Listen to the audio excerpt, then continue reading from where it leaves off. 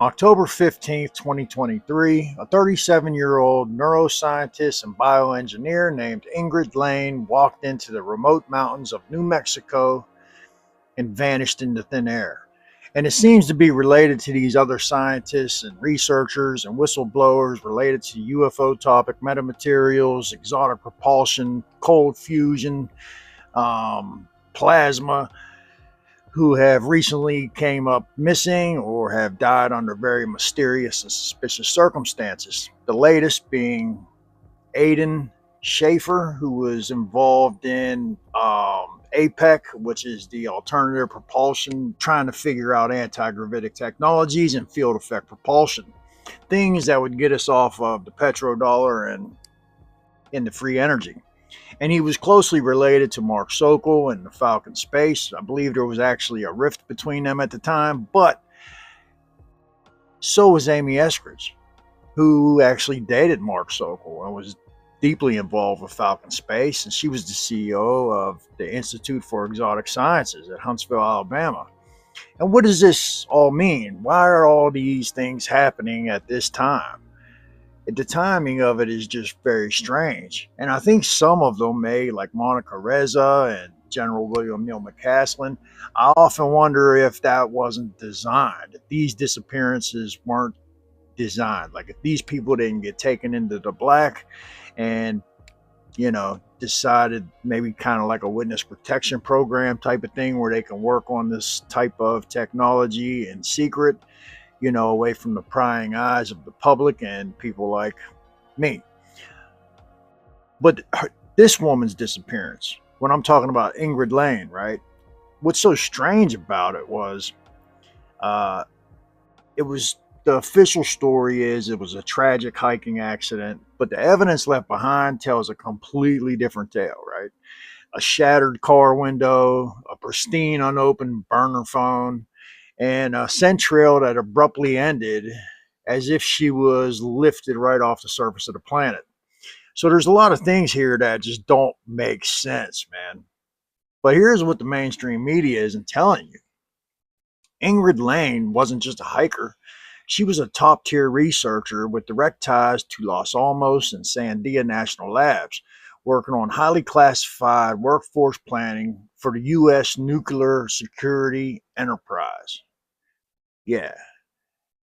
And she's not the first. She's part of a terrifying pattern. And tonight we're going to connect the dots between Ingrid Lane and a list of 17 scientists, researchers, and whistleblowers who have vanished or ended up dead under mysterious circumstances, all of them tied to UFOs, exotic propulsion, and zero-point energy.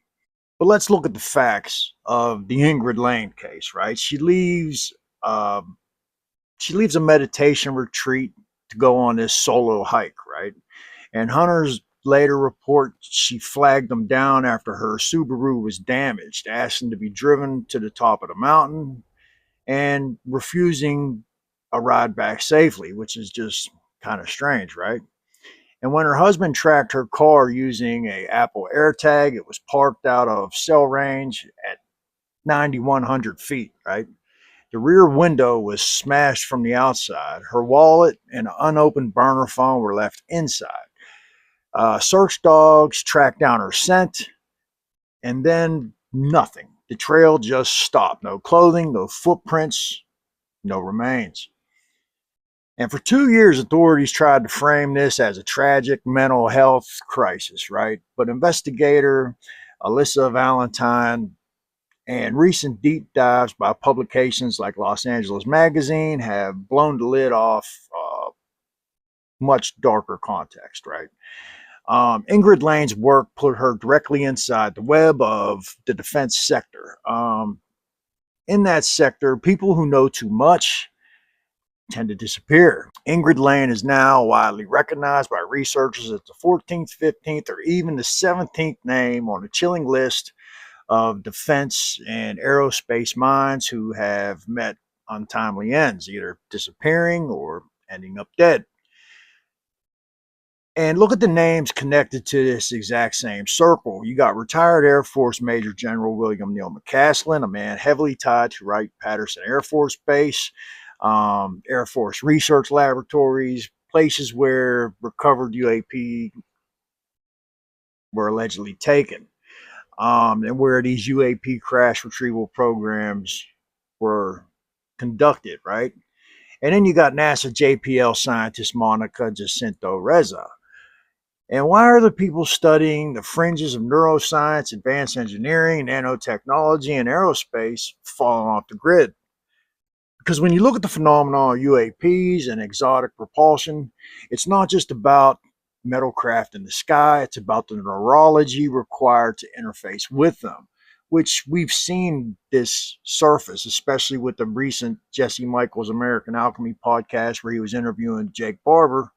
And basically, these psionic assets were taken from these third world countries who were devastated by some type of, tsunamis and whatnot, um, cataclysms, and they would take these people who were psionically gifted and basically trained how to draw UAP in with their consciousness.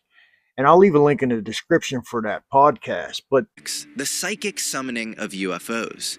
Jake Barber's secret sauce. We're told, and there's a whole movie made about it, debunking the idea of telepathy and psychics and psionics. Yeah. And yet you've only got to read the CIA gateway documents in the CIA files, and they show that that's actually not true. Yes. That essentially everybody took it very, very seriously. Jake Barber told Herrera that the paramilitary unit he encountered was transporting psionic assets. People with special intuitive abilities. What is real is the ability to go into something like a meditative state and summon UAP and pilot UAP. That is real. That's 100% real. Wow.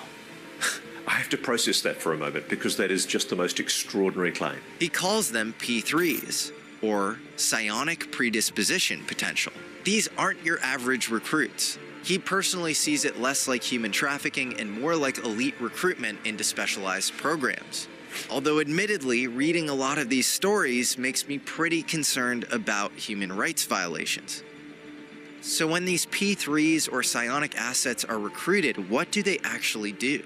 Jake describes them as intuitives, trained like assets in remote viewing, telekinesis, and the whole psychic toolkit. All of this is honed through specific protocols. Their job is to tap into what he calls the consciousness field. Think of it like a cosmic World Wide Web, full of information everywhere all the time, invisible until you access it. A P3 is the receiver, the Wi-Fi antenna. According to Jake, there are two main attraction methods: machine-based systems, signals or energy systems that act like a beacon or dog whistle. After we turn on the dog whistle, UAPs literally come to us day after day. Or manned-based systems, trained psionics projecting an invitation through the field, essentially calling to whatever's monitoring it. To train a psionic asset, you have to shut down the overthinking brain and let intuition run point. Children are naturally better at this since they're usually more intuitive. Basically the plot of Stranger Things. Psychic kids being tested at Department of Energy National Labs. Jake's consciousness-based attraction method is very similar to Stephen Greer's coherent thought sequencing, the core technique in his CE5 protocol.